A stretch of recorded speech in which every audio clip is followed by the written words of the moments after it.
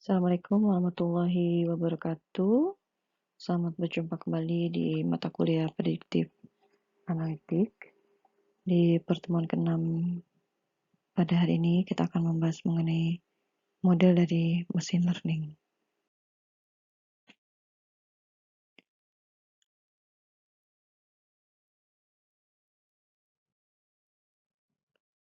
Kita akan masuk ke materi mengenai eksplorasi data, di mana untuk membuat model machine learning, dataset yang kita miliki ini akan dibagi menjadi dua ya, training set dan juga test set.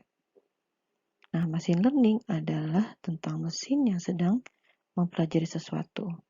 Maka dalam model machine learning disebut harus ada goal ya, atau biasanya prediction untuk dicapai. Jadi ketika kita memiliki sebuah dataset, ini harus kita bagi menjadi data training dan juga data testing. Data training ini set data untuk mencapai pembelajaran yang kita inginkan ya. Ini biasanya digunakan untuk membuat sebuah model machine learning. Sedangkan test set ini adalah set data yang harus dicapai. Nah, digunakan untuk melakukan pengujian performa dan kebenaran terhadap korelasi dalam model machine learning.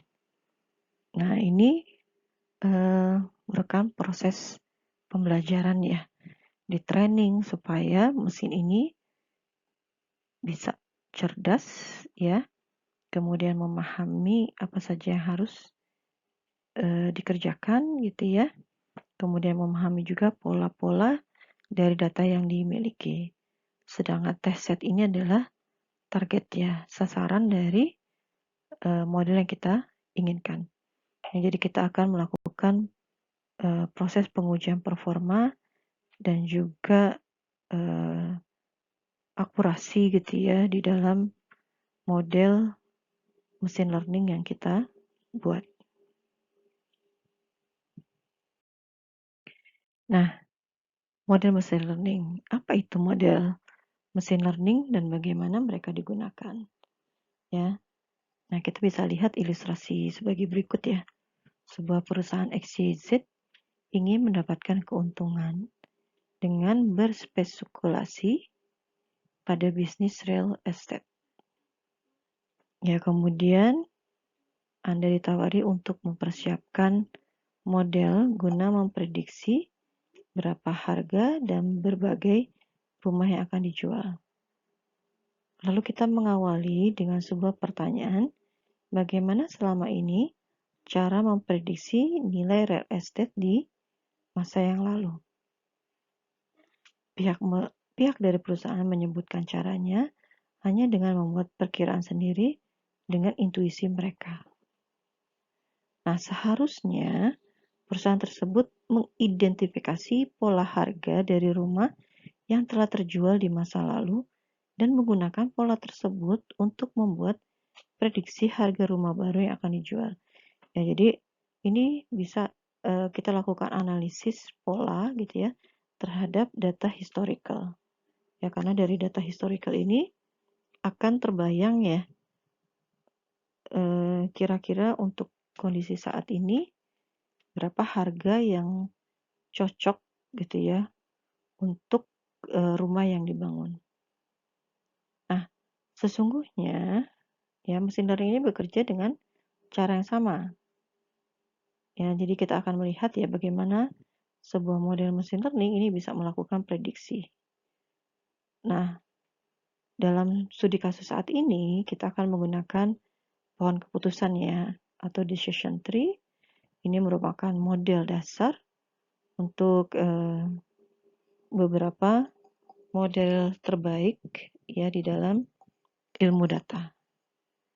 Nah, kita akan memulai pohon keputusan dengan pohon keputusan yang paling sederhana. Nah, misalkan di sini ada ilustrasi model ya. Ada unit rumah 3 kamar tidur. Ya, ini adalah contoh decision tree. Ya, kalau iya harga prediksinya 550 juta, kalau tidak harga prediksinya adalah 450 juta. Model ini membagi unit rumah menjadi dua kategori. Harga yang dipertimbangkan sebagai harga prediksi adalah harga rata-rata historis rumah dalam kategori yang sama. Nah, kita akan menggunakan data untuk memutuskan bagaimana membagi rumah menjadi dua kategori tersebut dan juga untuk menentukan prediksi harga di setiap kategori. Langkah menangkap pola dari data ini disebut fitting atau pelatihan model. Data yang digunakan untuk menyesuaikan model disebut data pelatihan.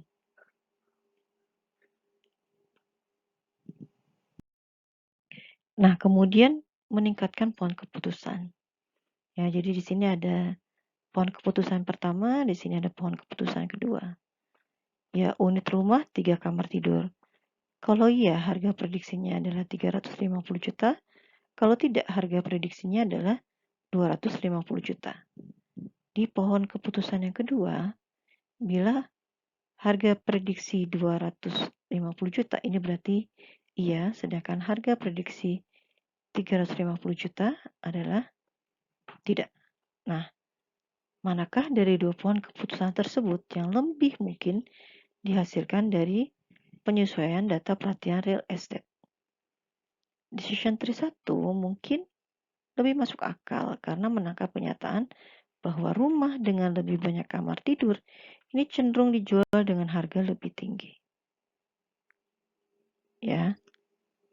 Nah, kelemahan terbesar dari model ini adalah tidak menangkap faktor lain yang mempengaruhi harga rumah. Ya, seperti properti lainnya, misalkan ukuran tanah, lokasi, dan lain-lain. Ya, seperti itu.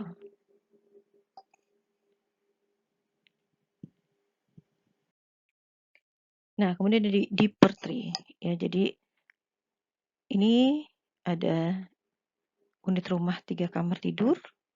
Kalau luas tanah lebih besar dari 110 meter persegi, kalau iya prediksi harga 375 juta, kalau tidak prediksi harganya adalah 350 juta.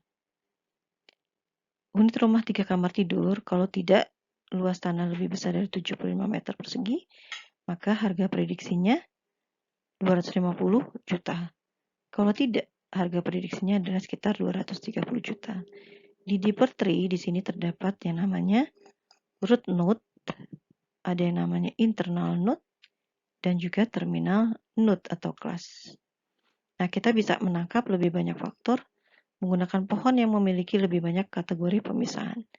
Ya, ini disebut sebagai pohon deeper trees. Adalah sebuah pohon keputusan yang juga mempertimbangkan ukuran luas tanah untuk setiap rumah, kemungkinannya bisa terlihat.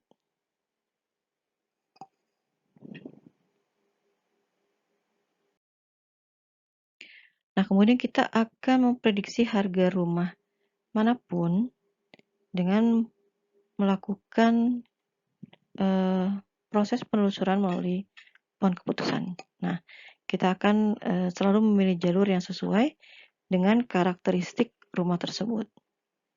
Kemudian ada prediksi harga rumah ada di bawah pohon. Titik bagian bawah tempat kita membuat prediksi disebut daun. Perpecahan dan nilai pada daun ini akan ditentukan oleh data. Jadi, pada step ini saatnya kita hanya untuk mengamati data yang akan dikerjakan.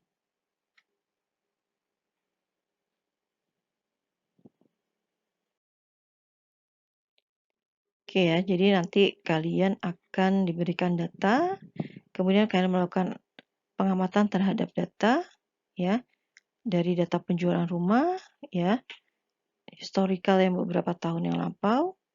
Nah, nanti akan dijelaskan di working space yang akan disampaikan. Nah, kemudian bagaimana menentukan pohon keputusan, ya, atau deeper trees dengan gain ratio. Ya, jadi di sini ada yang namanya gain ratio. Ini kita bisa menentukan atau memilih atribut sebagai akar. Ya, jadi menggunakan nilai gain ratio yang tertinggi dari semua atribut yang ada. Ya, gain ratio atau S, A sama dengan gain S, A dibagi split info S, A.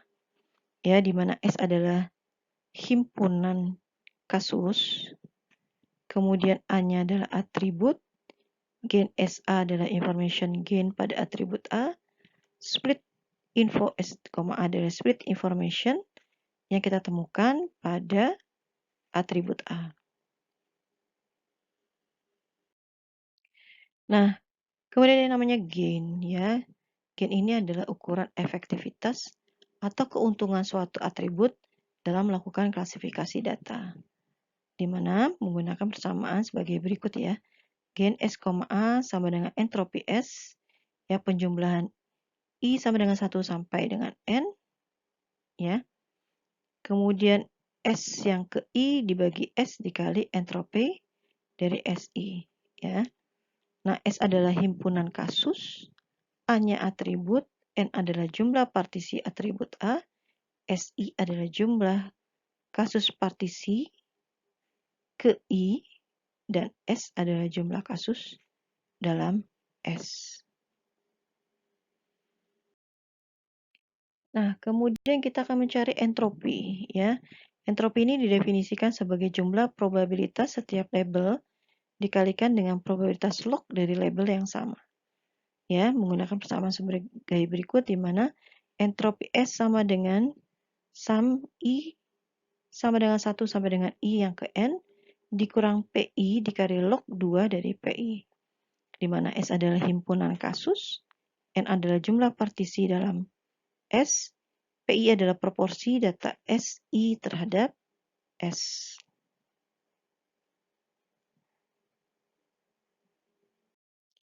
Nah, kemudian namanya split info.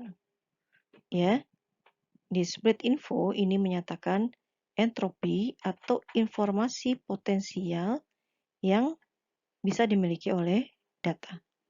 Ya, di mana untuk mencari split info ini menggunakan pendekatan persamaan sebagai berikut ya. Split info S, A sama dengan minus sum dari I sama dengan 1 sampai dengan N, SI dibagi S log 2, SI dibagi S. Ya. S-nya adalah himpunan kasus, A-nya adalah atribut, dan SI adalah jumlah kasus pada atribut yang ke A. Ya, jumlah kasus pada atribut A.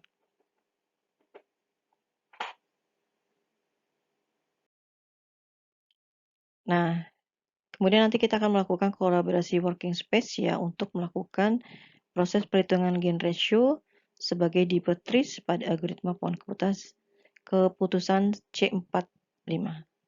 Ya, nanti kita akan lihat pembahasan di working space. Baik, terima kasih.